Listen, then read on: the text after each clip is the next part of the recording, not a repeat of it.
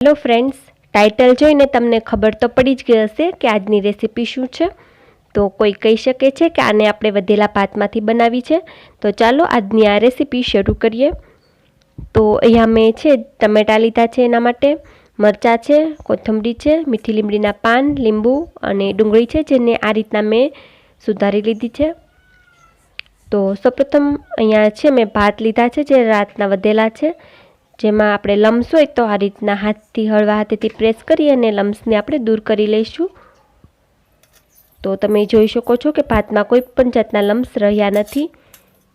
તો હવે આપણે એક પેનમાં તેલ ગરમ કરીશું। તેલ સરસ રીતના ગરમ થાય એટલે આપણે એની અંદર લવિંગ, બાદિયા, ત્યારબાદ આપણે એમાં સૂકા લાલ મરચાં અને તમાલપત્ર એડ કરીશું।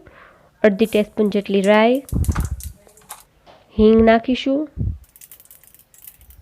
અને મીઠી લીમડીના પાન અને લાસ્ટમાં આપણે એમાં આખું જીરું એડ કરીશું। આ બધાને સરસ રીતના સંતળાવા દઈશું અને ત્યારબાદ આપણે એમાં ડુંગળી એડ કરીશું અને આ બધાને મિક્સ કરી લઈશું। અને હવે આપણે એમાં આપણે મરચાં છે લીલા, એને મેં આવી રીતના ઝીણા ઝીણા સંભાળીને રાખ્યા છે, એને એડ કરી અને મિક્સ કરી લઈશું। ત્યારબાદ આપણે એમાં એડ કરીશું ટમેટાં અને આ બધાને મિક્સ કરી લઈશું। આપણે આને બહુ ઝાઝા કૂક નહીં કરીએ, અધકચરા કાચા રહે એ રીતના રાખવાના છે। તો એમાં આપણે મીઠું અને હળદર નાખીશું, જેનાથી આ જલ્દી સોફ્ટ થઈ જશે। આ બધાને મિક્સ કરી દઈશું અને આને 1 મિનિટ સુધી કૂક કરીશું। 1 મિનિટ બાદ આપણા ટમેટાં તે એકદમ સરસ રીતના બહુ કાચા પણ નથી અને બહુ ચડી પણ નથી ગયા, એ રીતના જ રાખવાના છે આને। તો હવે આપણે એમાં ધાણા જીરું પાવડર એડ કરીશું અને આ બધાને સરસ રીતના મિક્સ કરી લઈશું। ત્યારબાદ આપણે એમાં આપણા ભાત એ એડ કરી દઈશું। તમે ભાત જો વધતા હોય અને નાખી દેતા હોય તો આ રેસીપી જરૂરથી ટ્રાય કરજો। આ એકદમ સિમ્પલી બની જશે અને ખાવામાં પણ ખૂબ જ ટેસ્ટી લાગશે।